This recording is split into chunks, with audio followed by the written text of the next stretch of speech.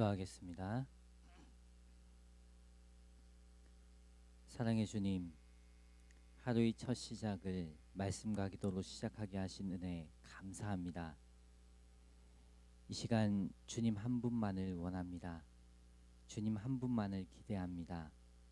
이 새벽 말씀으로 주님의 깊은 사랑을 경험하게 하시고 오늘을 살아갈 지혜를 주시옵소서. 주님 말씀대로 행할 수 있도록 성령으로 우리의 심령을 새롭게 하여 주시옵소서. 거룩하신 그리스도 예수님의 이름으로 기도드립니다. 아멘. 하나님의 말씀 요한복음 13장 18절에서 30절 말씀입니다. 요한복음 13장 18절에서 30절 말씀.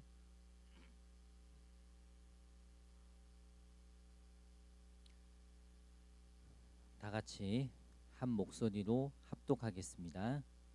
내가 너희 모두를 가리켜 말하는 것이 아니니라. 나는 내가 택한 자들이 누구인지 알미라. 그러나 내 떡을 먹는 자가 내게 발꿈치를 들었다 한 성경을 응하게 하려는 것이니라. 지금부터 일이 일어나기 전에 미리 너희에게 일러둠은 일이 일어날 때에 내가 그인 줄 너희가 믿게 하려 함이로라. 내가 진실로 진실로 너희에게 이르노니 내가 보낸 자를 영접하는 자는 나를 영접한 것이요 나를 영접하는 자는 나를 보내신 이를 영접하는 것이니라. 예수께서 이 말씀을 하시고 심령이 괴로워 증언하여 이르시되 내가 진실로 진실로 너희에게 이르노니 너희 중 하나가 나를 팔리라 하시니 제자들이 서로 보며 누구에게 대하여 말씀하시는지 의심하더라. 예수의 제자 중 하나 곧 그가 사랑하시는 자가 예수의 품에 의지하여 누웠는지라. 시몬 베드로가 머리짓을 하여 말하되 말씀하신 자가 누구인지 말하라 하니 그가 예수의 가슴에 그대로 의지하여 말하되 주여 누구니이까. 예수께서 대답하시되 내가 떡 한 조각을 적셔다 주는 자가 그니라 하시고 곧 한 조각을 적셔서 가룟 시몬의 아들 유다에게 주시니 조각을 받은 후 곧 사탄이 그 속에 들어간지라. 이에 예수께서 유다에게 이르시되 내가 하는 일을 속히 하라 하시니 이 말씀을 무슨 뜻으로 하셨는지 그 앉은 자 중에 아는 자가 없고 어떤 이들은 유다가 돈계를 맡았으므로 명절에 우리가 쓸 물건을 사라 하시는지 혹은 가난한 자들에게 무엇을 주라 하시는 줄로 생각하더라. 그 조각을 받고 아멘. 오늘 말씀 제목은 너희 중 하나가 나를 팔리라입니다. 하나님은 전지전능하신 하나님이십니다. 모든 것을 아시고 이루어 가시는 분이십니다. 성경의 모든 말씀은 하나님께서 전지전능하신 분이심을 드러내고 있습니다. 요한복음 13장 말씀만 보더라도 예수님이 아신다라는 표현이 4번 나옵니다. 예수님은 십자가 고난 당하실 때를 아셨고 하나님께로 돌아가실 것을 아셨습니다. 그리고 자기를 팔 자가 누구인지 아셨습니다. 오늘 말씀 18절에는 내가 택한 자가 누구인지 안다라고 말씀하십니다. 내가 너희 모두를 가리켜 말하는 것이 아니니라. 나는 내가 택한 자들이 누구인지 알미라. 내가 택한 자들은 누구를 말하는 것일까요? 20절에 보면 내가 진실로 진실로 너희에게 이르노니 내가 보낸 자를 영접하는 자는 나를 영접하는 것이요 나를 영접하는 자는 나를 보내신 이를 영접하는 것이니라. 주님께 택함 받은 자들이란 예수님을 영접한 자들을 말합니다. 예수님은 전지전능하신 하나님이십니다. 그래서 예수님을 영접하는 것이 곧 하나님을 영접하는 것입니다. 그리고 이 말씀에서 내가 보낸 자를 영접하는 자는 나를 영접하는 것이라고 했는데요. 예수 그리스도께서 보내신 자를 영접하는 것이 주님께 택함 받은 자임을 뜻한다는 거죠. 주님께 택함 받은 우리 그리스도인이 영접하지 않으면 안 될 주님께서 보내신 자란 누구인가 생각해 볼 필요가 있습니다. 어떤 분들은 주님께서 보내신 자 하면 목사님이나 선교사님을 말하는 거 아닐까요? 라고 하시는 분들이 있습니다. 그런데 주님께서 보내신 자는 목회자나 선교사님만 해당하는 것이 아닙니다. 주님께서는 이렇게 말씀하고 계십니다. 마태복음 25장 양과 염소의 비유에서 예수님은 의인들에게 내가 줄일 때에 너희가 먹을 것을 주었고 목마를 때에 마시게 하였고 나그네 되었을 때에 영접하였고 헐벗었을 때에 옷을 입혔고 병들었을 때에 돌보았고 옥에 갇혔을 때에 와서 보았느니라. 주님은 그 사람의 위치, 형편 상관없이 그들에게 사랑을 베푸는 것이 곧 나를 영접하는 것이라고 말씀하십니다. 우린 이 세상을 살아가면서 만나는 모든 사람이 우리가 영접해야 할 사람이라는 것을 깨달아야 합니다. 우리가 매일매일 접할 수 있는 사람 모두가 실은 주님께서 우리에게 보내신 자들임을 인식해야 합니다. 그렇다면 영접한다는 것은 구체적으로 무엇을 의미하는 것일까요? 쉽게는 받아들이는 것을 의미합니다. 우리가 예수님을 영접할 때에도 내 마음의 구주와 주인으로 받아들인다라고 우리는 믿고 있습니다. 그러나 여기서 영접한다는 한 단계 더 깊이 들어가서 생각해 볼 필요가 있습니다. 영접한다는 단어는 담당한다라는 뜻을 가지고 있습니다. 마태복음 8장 16절 17절에 저물매 사람들이 귀신 들린 자를 많이 데리고 예수께 오거늘 예수께서 말씀으로 귀신들을 쫓아내시고 병든 자들을 다 고치시니 이는 선지자 이사야를 통하여 하신 말씀에 우리의 연약한 것을 친히 담당하시고 병을 짊어지셨도다 함을 이루려 하심이로라. 여기에서 주님께서 우리의 연약함을 친히 담당하셨다는 단어가 바로 영접하다는 의미의 단어 람바노입니다. 사람을 영접한다는 것은 있는 그대로 받아주는 것에 그치지 않는 것입니다. 더 나아가 그의 부족함과 연약함을 적극적으로 채워주고 또 대신 담당해 주는 것을 의미합니다. 우리는 이런 사랑을 주님으로부터 받고 누리고 있습니다. 우리 연약한 것을 친히 담당하신 분이 바로 예수님이시기 때문입니다. 주님께서 죄와 사망의 올무에 빠진 우리의 연약함을 친히 담당해 주시기 위해 십자가를 지셨습니다.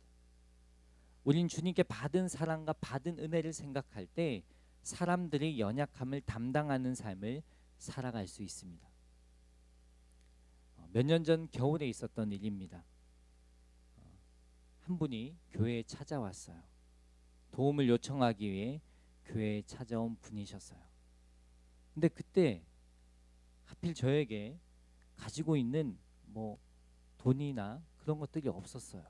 그래서 정말 죄송하다고 하고 돌려보냈습니다. 돌려보내고 난 후에 제 마음이 너무 불편하고 괴로운 거예요. 편치가 않는 거예요. 그래서 그 즉시로 밖으로 뛰쳐나갔어요. 주변을 살폈습니다. 좀 전에 그분이 어디로 가셨을까? 위로 올라가셨는지도 보고 아래로 내려가셨는지도 보고 아파트 쪽으로 가셨는지도 보고 근데 아무리 찾아도 없는 거예요. 그때 주님께서 문득 그런 생각을 주셨어요. 하나님께서 보내신 예수님이다. 저분 바로 오늘 너에게 보낸 예수님이야. 그때 이런 생각을 했습니다. 만약 그 예수님을 다시 만나게 되면 옷도 입혀드리고 따뜻한 밥 드실 수 있도록 도와야겠다는 생각을 했습니다. 그래서 차에다가 미리 좀 따뜻하게 입을 수 있는 점퍼를 실어 놓고 봉투도 준비해 두었어요. 그리고 기도했어요. 하나님, 다음에 꼭 만날 기회를 주세요. 그 후로 한 달이 지났습니다. 또 어느 날 한 분이 교회를 찾아왔는데 그때 하나님께서 나에게 보내신 예수님이구나. 그 예수님이 다시 나에게 찾아왔구나라는 것을 확인할 수 있었습니다. 그래서 저는 반갑게 그를 맞아 주었고 차에 가서 제가 미리 준비해 두었던 것들을 가지고 왔어요. 그래서 잠바를 드리고 따뜻한 밥 한 끼라도 드실 수 있도록 작게나마 도움을 드렸습니다. 그분은 반갑게 자신을 맞아준 저를 보고는 활짝 웃으면서 고마워하셨어요. 우리는 모두 주님께 택함 받은 그리스도인들입니다. 그렇기에 우리는 매일매일 만나는 사람들과 어떻게 사랑을 나누며 살아가야 하는지 잘 알고 있습니다. 그렇다면 우리 앞에는 두 가지 삶의 길이 있습니다. 하나는 모든 사람을 영접함으로 진리가 주는 기쁨 속에서 사는 길이요. 또 하나는 내 감정대로 욕망대로 사람을 대하느라 늘 후회하며 괴로운 심정으로 살아가는 길입니다. 저와 여러분은 지금 어떤 길을 걷고 있습니까? 진실로 인생이 단 한 번뿐임을 알고 믿는 자라면 감정대로 욕망대로 사람을 함부로 대하고서 날마다 후회하고 괴로워하느라 그 한 번뿐인 인생을 날려버릴 수가 없습니다. 지나간 시간을 되돌릴 수 없다는 것을 안다면 내 가족부터 시작해서 매일 만나게 되는 모든 사람에 이르기까지 상대의 연약함을 담당하며 그들을 영접하는 삶을 살아갈 수밖에 없습니다. 그것이 곧 그들을 내게 보내신 예수님을 영접하는 것이기 때문입니다. 주님께 택함 받은 그리스도인으로 날마다 예수님을 영접하는 사람이 되길 원하십니까? 예수님을 멀리서 찾지 마십시오. 지금 곧 내 옆에 있는 자, 그가 곧 내가 영접해야 될 사람일 수 있습니다. 주님께 받은 사랑을 나눠야 될 사람일 수 있습니다. 서로를 이해하고 품어주는 사랑을 하십시오. 주님은 그 사람 속에 계십니다. 정말 우리의 삶은 사랑만 하며 살기에도 짧은 인생입니다. 삶 속에서 주님께 받은 사랑으로 예수님을 영접하는 삶을 사시길 소망합니다. 그 다음 예수님께서는 나를 팔 자가 누구인지 아신다고 하십니다. 18절 말씀 이어서 보면 그러나 내 떡을 먹는 자가 내게 발꿈치를 들었다는 성경을 응하게 하려는 것이니라. 이 말씀은 다윗의 시편 41편 9절 말씀을 인용한 말씀입니다. 41편 9절에 내가 신뢰하여 내 떡을 나눠 먹던 나의 가까운 친구도 나를 대적하여 그의 발꿈치를 들었나이다. 다윗이 신뢰하여 같이 떡을 먹던 친구들이 나를 배신했다는 말씀입니다. 이 말씀은 고스란히 가룟 유다의 배신을 나타내는 말씀이 되었습니다. 예수님은 이 모든 일이 일어나기 전에 미리 제자들에게 말씀해 주십니다. 예수님께서 십자가 고난 당하실 것과 제자 중 하나가 배신할 것까지 미리 말씀하신 예수님이십니다. 그렇게 미리 말씀하신 이유가 무엇일까요? 19절에 보면 지금부터 일이 일어나기 전에 미리 너희에게 일러둠은 일이 일어날 때에 내가 그인 줄 너희가 믿게 하려 함이로다. 믿게 하려 함이로다. 예수님이 하나님의 아들이심을 믿게 하기 위해서 예수님이 미리 알려주셨다는 것입니다. 예수님은 앞으로 되어질 모든 일들을 아시는 전지전능하신 하나님이십니다. 모든 일을 아셨기 때문에 제자들에게 미리 말씀해 주실 수 있었습니다. 비록 지금은 예수님의 말씀을 이해할 수 없고 받아들일 수 없지만 그 말씀들이 성취될 때에 아하, 주님의 말씀은 다 진리이구나. 그분은 진정으로 하나님의 아들이구나. 내가 믿어야 할 분은 예수님 한 분밖에 없구나 하고 예수님을 믿고 빛 가운데 거하게 될 것입니다. 바로 예수님은 그들이 예수님을 참되게 믿고 빛 가운데 거하길 원하셨기 때문에 미리 알려주셨던 거죠. 예수님께서는 이 말씀을 하시고 미리 제자들에게 말씀하시고 예수님의 그 마음은 어떠셨다라고 기록하고 있습니까? 심령이 괴로우셨다라고 기록하고 있습니다. 21절에 보면 예수께서 이 말씀을 하시고 심령이 괴로워 증언하여 이르시되 내가 진실로 진실로 너희에게 이르노니 너희 중 하나가 나를 팔리라 하시니라. 예수님은 유다가 배신할 것을 아셨기 때문에 마음이 괴로우셨습니다. 그래서 그 일이 발생하기 전에 유다가 회개하고 돌이키길 원하셨습니다. 예수님은 유다가 회개할 수 있도록 여러 번 기회를 주셨습니다. 그 말씀들을 살펴보면 요한복음 6장 64절에 그러나 너희 중에 믿지 아니하는 자들이 있느니라. 예수께서 믿지 아니하는 자들이 누구며 자기를 팔 자가 누구인지 처음부터 아심이로라. 13장 또 10절에는 예수께서 이르시되 이미 목욕한 자는 발밖에 씻을 필요가 없느니라. 온몸이 깨끗하니라. 너에게 깨끗하나 다는 아니니라. 오늘 말씀 18절에는 내 떡을 먹는 자가 내게 발꿈치를 들었다는 성경을 응하게 하려는 것이니라. 또 21절에 내가 진실로 너희에게 이르노니 너희 중 하나가 나를 팔리라.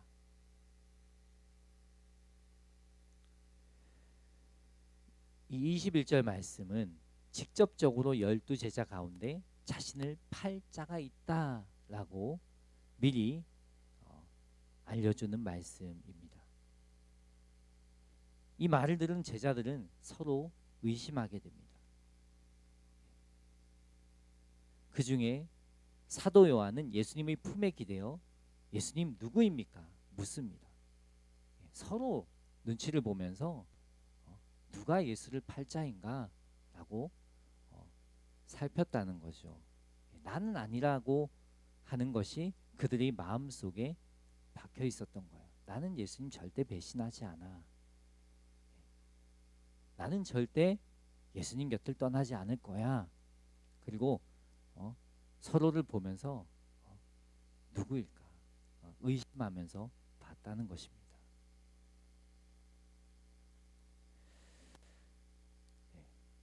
근데 알고 보면 그 일이 닥쳤을 때 가룟 유다만 예수님을 배신한 것이 아니죠. 다 예수님 곁을 떠나고 배신했습니다.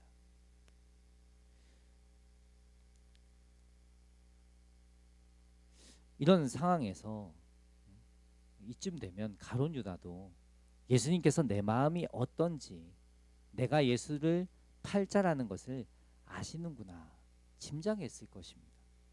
마음의 갈등이 있었을 것입니다. 하지만 가룟 유다는 예수를 팔 생각을 물리치지 않습니다. 나쁜 생각이 들어올 때 예수 그리스도 이름으로 물리쳐야 하는데 그러지 않았다는 거예요. 그런 가룟 유다의 마음에 사탄이 틈을 탄 것입니다.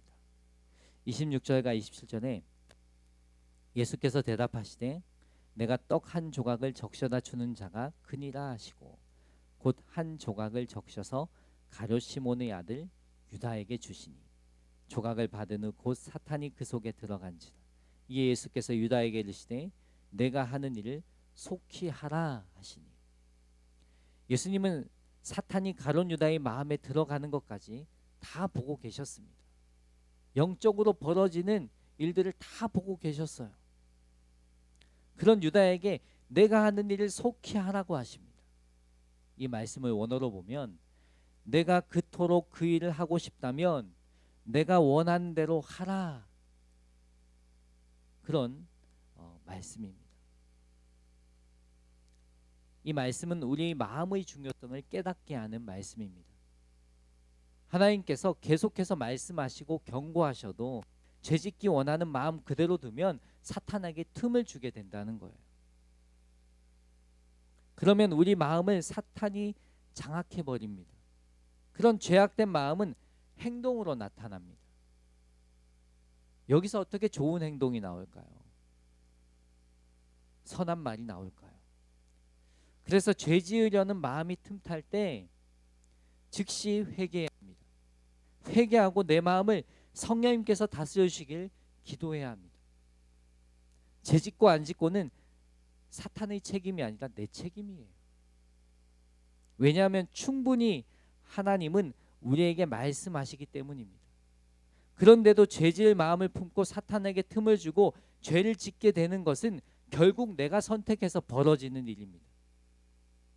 그래서 죄 짓고 넘어졌다면 사탄 마귀 탓으로 돌려서는 안 됩니다. 죄를 지은 주체가 내 자신이기 때문입니다. 내가 선택해서 죄를 지었기 때문에 직접 주님 앞에서 회개하고 주님의 도움을 구해야 합니다. 우리는 회개할 때 나의 죄를 용서하시는 주님의 은혜를 경험하게 됩니다. 참된 회개로 우리는 어둠에서 빛 가운데로 나오게 됩니다. 죄 가운데 넘어졌다가도 다시 일어서서 믿음의 길을 걸어가게 됩니다. 이것이 회개하는 자에게 주시는 은혜인 줄 믿습니다.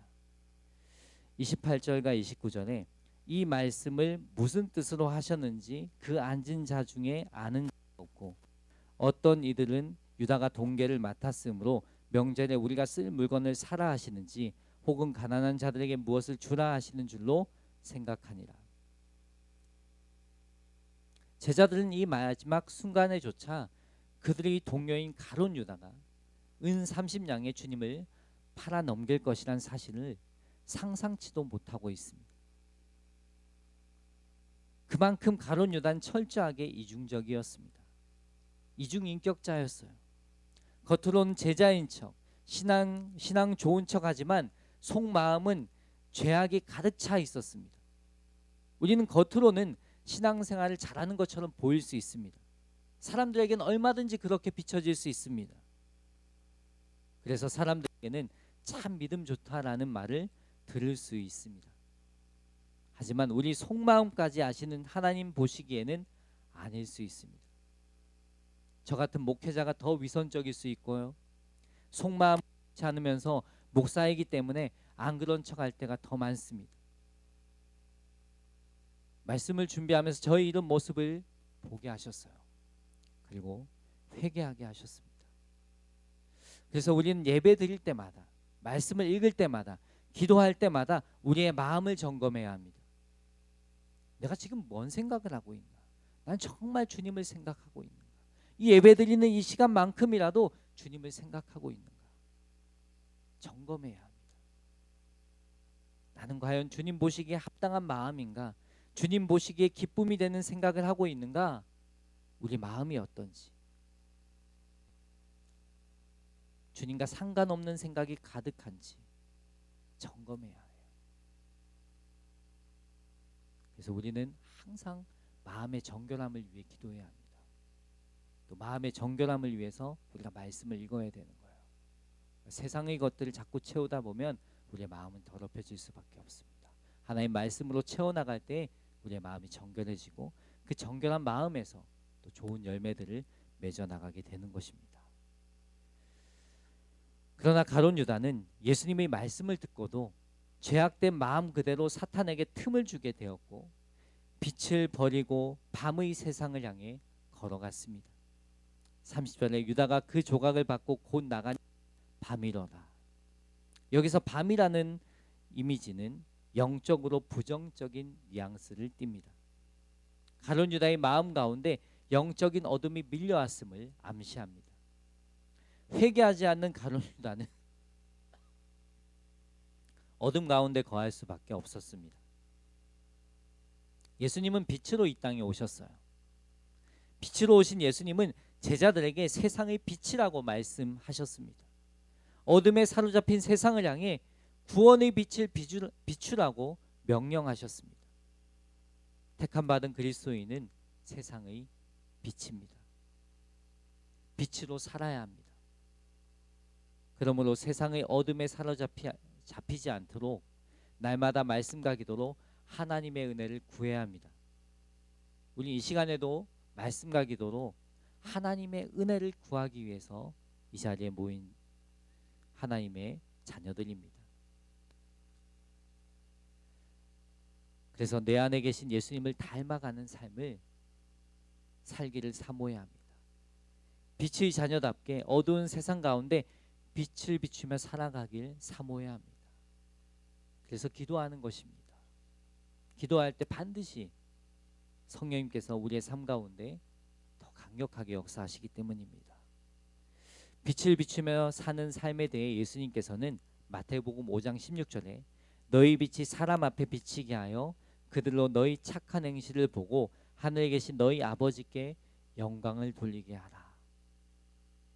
택함 받은 그리스도인은 이 말씀과 같이 많은 사람들이 그리스도인의 착한 행실을 보고 하늘에 계신 너희 아버지께 영광을 돌리게 해야 합니다. 세상의 많은 사람들이 우리 사랑과 섬김, 사랑으로 영접하는 삶을 보고 내가 저 사람을 보니까 예수님을 믿고 싶다. 저 사람이 믿는 예수님이라면 나도 한 번쯤 교회 가보고 싶다 하고 주님 앞으로 돌아온다면 이처럼 하나님께 영광되는 일이 어디 있을까요?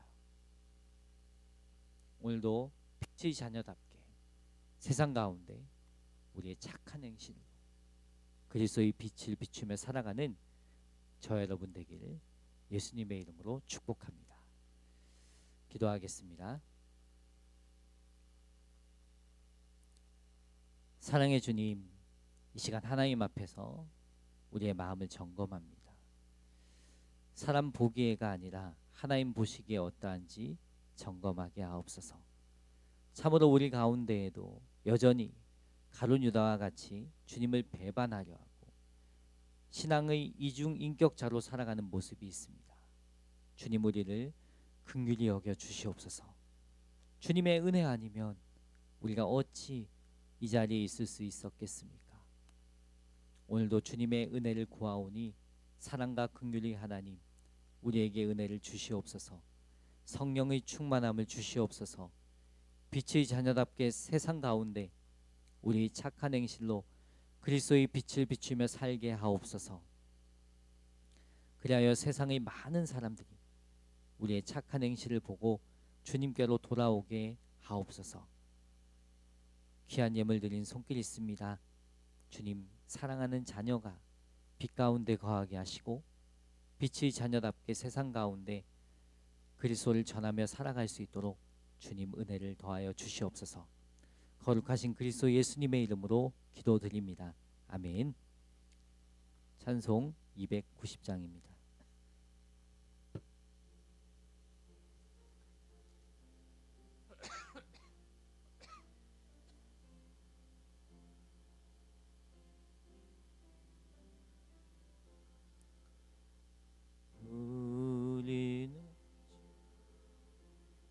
늘 배반하니 내 주 예수 여전히 날 부르사 그 참되신 베푸시나니 내 형제여 주님을 곧 따르라. 주 널 위해 비네 주 널 위해 비네 주 널 위해 비네 항상 비시네. 주께서 풍성한 은혜를 내려 내 영혼이 나날이 복받으니 주 예수를 너희도 구주로 섬겨 곧 따르면 받겠네. 주 널 위해 비네 주 널 위해 비네 주 널 위해 비네 항상 비시네 무거운 짐 지고 애타는 인생 주의 수께 돌아와 곧 쉬어라 내 주 예수 너희를 돌보실 때에 참 복락과 네가 넘치겠네 주 널 위해 비네 주 널 위해 비네 주 널 위해 비네 항상 비시네. 주님께서 가르쳐주신 기도하겠습니다. 하늘에 계신 우리 아버지, 아버지의 이름을 거룩하게 하시며 아버지의 나라가 오게 하시며 아버지의 뜻이 하늘에서와 같이 땅에서도 이루어지게 하소서. 오늘 우리에게 일용할 양식을 주시고 우리가 우리에게 잘못한 사람을 용서하여 준 것 같이 우리 죄를 용서하여 주시고 우리를 시험에 빠지지 않게 하시고 악에서 구하소서. 나라와 권능과 영광이 영원히 아버지의 것입니다. 아멘.